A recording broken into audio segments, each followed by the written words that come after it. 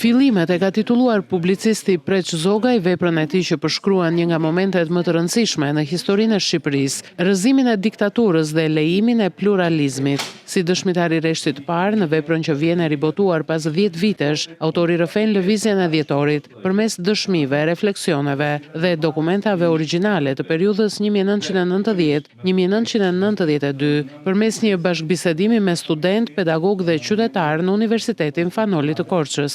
Pas 35 vitesh, në qoftë se e krahasojmë me ëndrat, po themi, të studentëve, të intelektualëve që i nisën këto zhvillime, unë mendoj se Shqipëria është përpara ëndrës dhjetorit.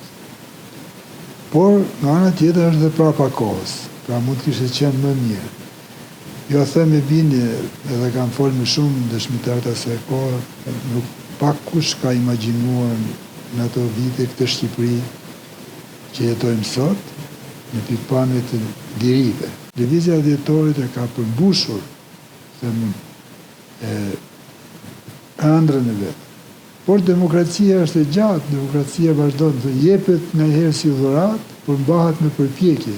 Herë si protagonist e herë si dëshmitar, Preç Zogaj raporton ngjarjet e stuishme të viteve 90, duke nisur me rrëzimin e bustit të Stalinit në Shkodër dhe ndalet veçanërisht te themelimi i Partisë Demokratike. Libri ka nxitur kureshtjen e lexuesve të rinj, të cilët kanë qenë të interesuar të mësojnë më shumë mbi ngjarjet dhe zhvillimet e para të periudhës së demokracisë në Shqipëri.